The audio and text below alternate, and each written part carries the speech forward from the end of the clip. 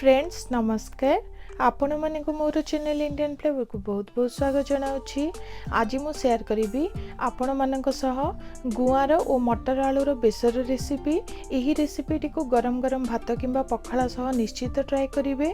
जदि रेसिपीटी भल लगे चैनल टी को सब्सक्राइब करने को भूलिबे नहीं। हेले चलंतु रेसिपीटी को स्टार्ट करिबा। प्रथमे चलंतु बेसर तैयारी करिबा। बेसर पई एठी मु नेछि 10 रु 11 कोलो रसुण, सेथिरे प्राय आधे इंच खंडे अदा को देउछि, खंडे मीडियम साइज रो पियाज को दबा। एठी मु 2 चम्मच सोरिष को भिजाई रखिथिली ताकू दबा। ता सह 7टी सुखिला लंका को नेउछि। स्वाद हिसाब रे आपण माने यूज करि परिबे। एबे सेथिरे 1 चम्मच भिजाई रखिथिबा जीरा को देई तार गोटे पेस्ट तैयारी करिबा।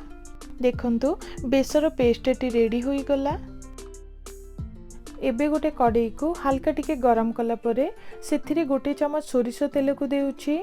एठी मु प्राय 400 ग्राम गुआर को नहीं भल भाव क्लीन करी तार साइड पार्ट सब काटी नेछि।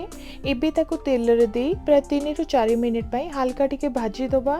फ्रेंड्स एठी मने रखिबे गुआर को अधिक भाजिले मध्य टिके टाणुआ होई जिवो और तार टेस्ट मध्य आसीबो नाही। तो हल्का ही गुआर को टिके भाजी नेबे। गुआर हल्का भाजी गलानी। एबे गोटे प्लेट रे काढी नबा।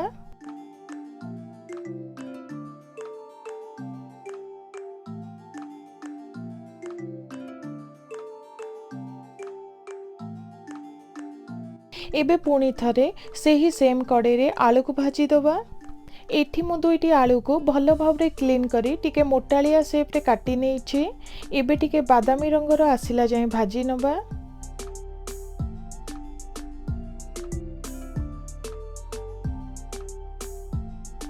आलू हल्का टिके भाजी आसिलानी। एबे गोटे प्लेट रे काढी नबा।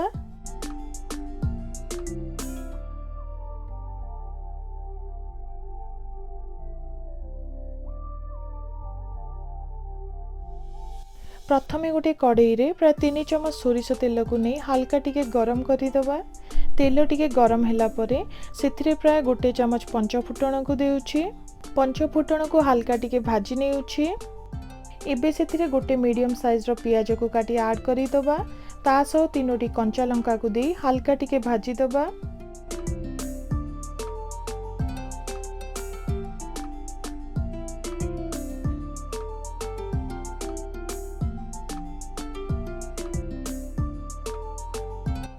किछि समय परे देखंतु पियाज टिके बादामी रंगर देखा गलानी। एबे सेथिरे बेसर बटा को देई दबा।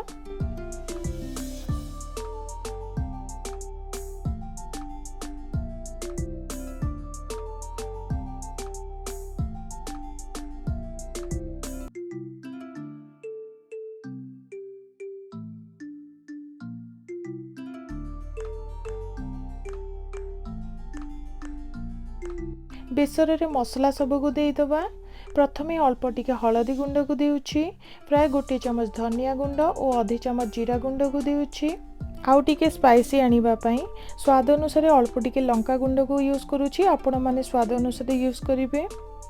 एबे मसला सब को देई प्राय 2 रु 3 मिनिट पई लो हीट रे भाजी नेउछि।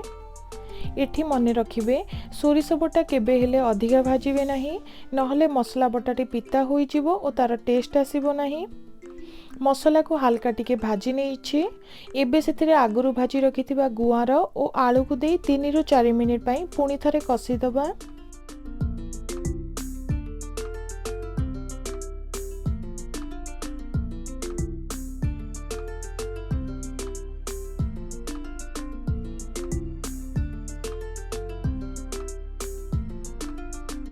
फ्रेंड्स गुआर बेसर को अधिका पानिया रखले भल टेस्ट आसेनी। तो एठी मु अल्प टिके पानी को यूज करूछि। एठी प्राय 1 ग्लास पानी को यूज करूछि।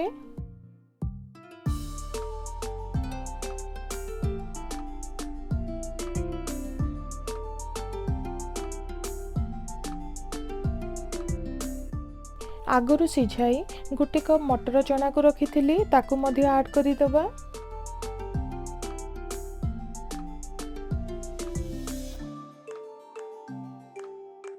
टिके खटालिया टेस्ट पाई 2टी टमाटो को काटी ऐड करी दबा। स्वाद अनुसार लुण को देउछि।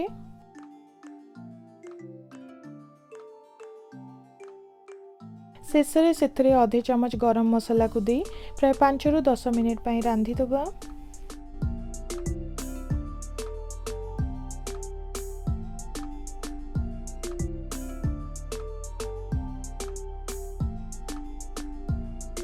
फ्रेंड्स 5 रु 10 मिनिट रांधिबा परे तरकारी टी को टिके चेक करूछि। देखंतु ग्रेवी टी टिके पानिया लागुछि। पुणी थरे 5 मिनिट पई मीडियम हीट रांधि दबा।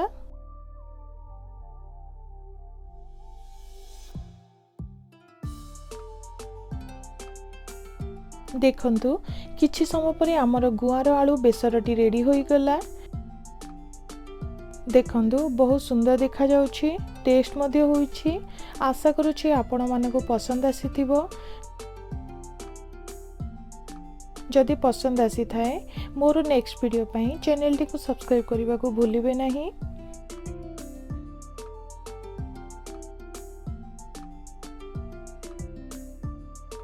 रहुछि मोर वीडियो टी को देखिथिबारु आपण मानको बहुत बहुत धन्यवाद।